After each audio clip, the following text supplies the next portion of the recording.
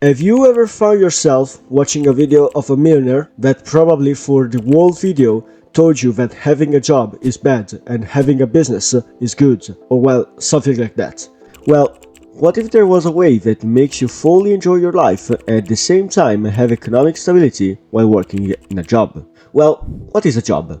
When we are talking about a job, we are talking about someone, whether it could be a manager or an employee, that works a certain amount of hours for a certain amount of days and gets paid from a chief or someone above him. For example, an office employee usually works from Monday to Friday for 8 hours a day for a grand total of 40 hours of work every week. Usually, in Italy, jobs get paid from 1,200 to 3,000 euros per month for ordinary workers. Some elite workers get 4,000 euros per month. There are a lot of jobs in the world. So before explaining how you should choose your job, I'll tell you what are the main points of every single job. First, money.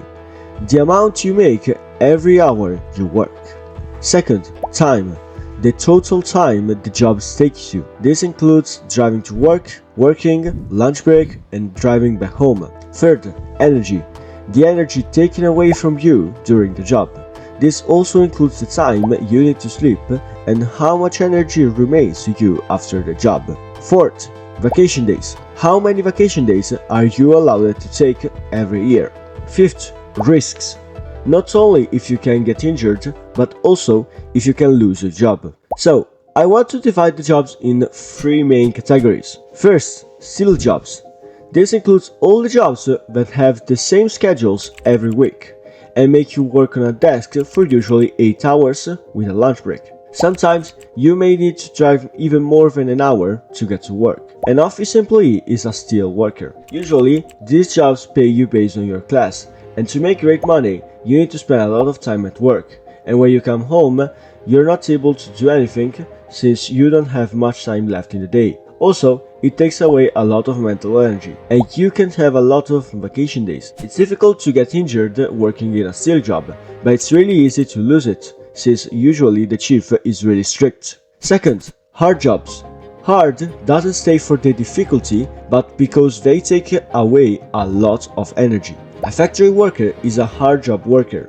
These jobs don't have usually the same schedules, but you are able to plan your week since they tell you the schedules the week before. As I said, it takes away a lot of energy and doesn't pay great money if you are a simple employee. Time in this case is really important because you can work at night, early in the morning or in the afternoon, and it could take you more than 8 hours without counting the lunch break.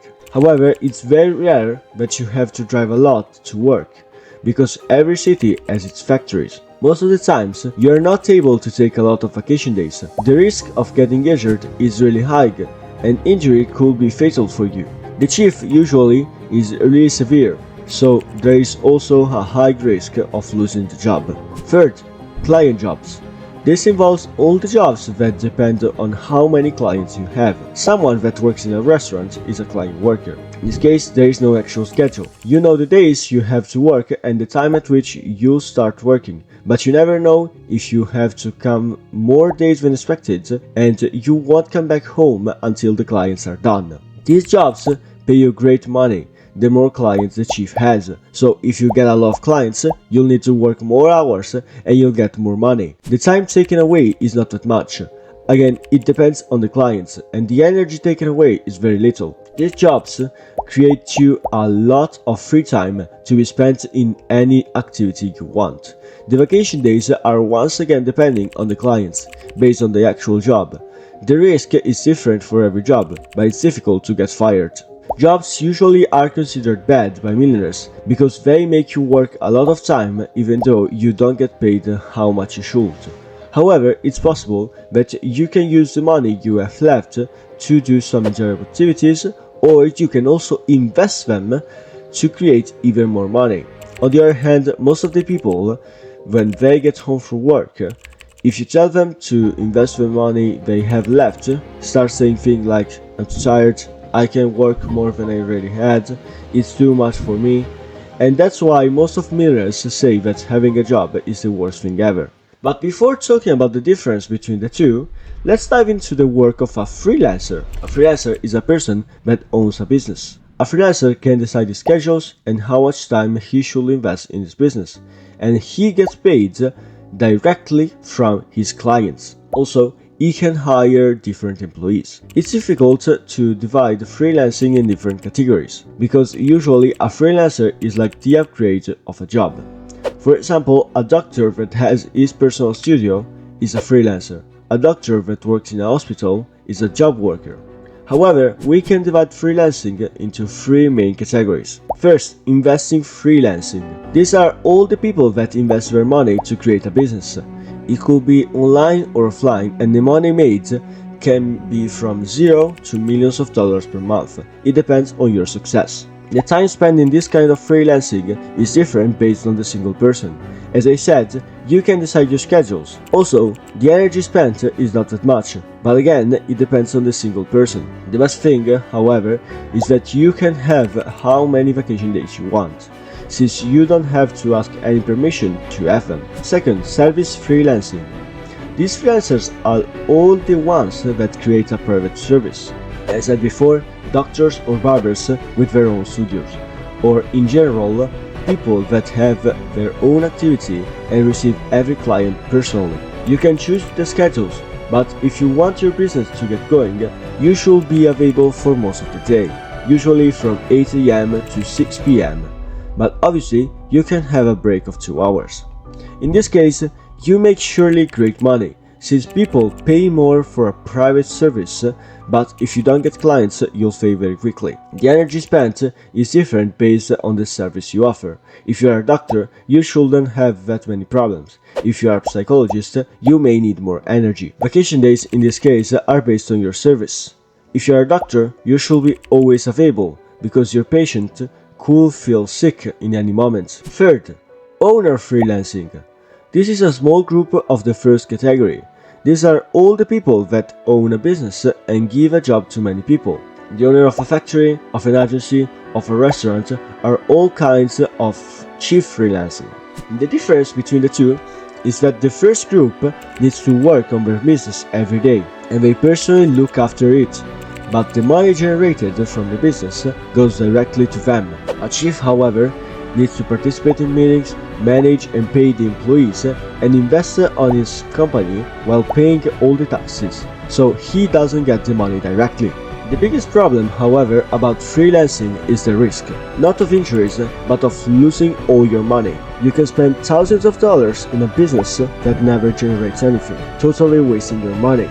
I'm not going to tell you how to develop a small business, because well, there are already enough videos about it, but I can surely tell you that if you decide to create a company or start a freelancing journey, you're taking a big risk, so know that. One day you can be a millionaire, and the day after you could be sleeping on the street. Before talking about the difference between the two, there is one last aspect that we have to look at: education. For most of the jobs, you need an education, and most of the times you need to go to college or university to have a good career. The better is your education, the better the job will be, but that doesn't mean that you'll get more money. If you don't study a lot and don't graduate, you'll probably end up as a factory worker or a low-paying job. Freelancing, on the other hand, doesn't need any education. Through the experience, you can improve your business and make it perfect. However, as I said before, if you are not able to get your business going in the first place, you will lose all your money. So, which is the best between the two? Well, let's analyze them completely. First, the job. For money, I will give 3 stars, because it really depends on your job and your class in the company, but you will always be able to have the minimum budget to survive.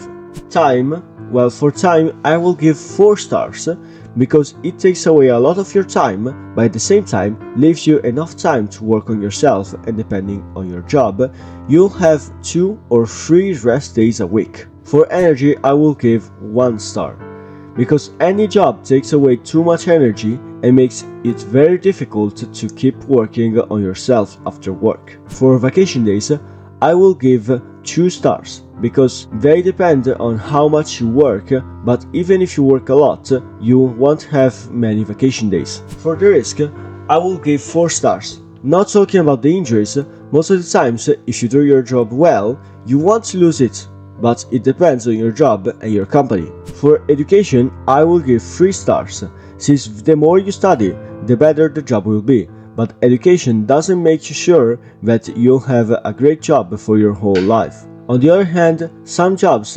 don't need any education and you can learn through experience.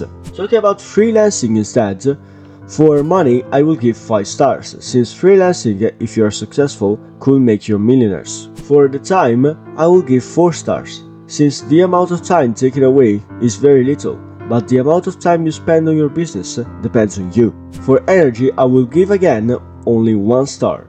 It doesn't seem, but freelancing consumes a lot of mental energy and it consumes very quickly. For vacation days, I will give 5 stars. The amount of vacation days is decided by you, so it's perfect. However, remember that if you go on vacation, you don't work, so you don't get money. For the risk, I will give 1 star, because the risk of losing all your money is probably 70% or more. So if you want to start a freelancing journey, it's up to you. For education, I will give 4 stars, since apart from service freelancers, freelancing doesn't need any education and you learn how to improve through experience. If you look at these two like this, it seems that freelancing is way better. But as I said, freelancing has a very high risk of losing all your money and maybe ending up on the street.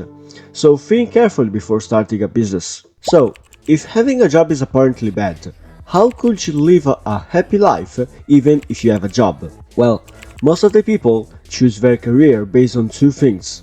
The path of their parents. People both follow the path of their parents or pick the job suggested by them. And second, money. They pick a job just because of the money you make out of it. Both of these choices always end up in a stressed and a sad life, because people are simply doing something that they don't like. If you want to live a happy life even with a job, you have to follow one simple principle. It's a Japanese principle and it's called Ikigai. Ikigai means find your purpose in life, but behind it there is much more. Finding your purpose in life involves 4 other principles that you need to follow. First, choose something that you love as the first priority. Second, choose something you are good at as the second priority. Choose something that makes you good money as the third priority. And choose something that the world needs as the 4th priority. So, once you have this clear, when you're going to choose which job is the best for you, you are going to first eliminate all the jobs you don't like. Second, you are going to decide in which one of them you are good at. Third, you are going to decide which one of them makes you great money. And finally, the one that is most ecological. Apart from choosing a job, you can also use the last bit of energy you have left from work to invest your money to create a new passive income. And that's it. You're now able to enjoy your life because you are going to work every day in a job that you like. That was all for today. I hope you liked this video, and if so, leave a like and subscribe, and I'll see you in the next video.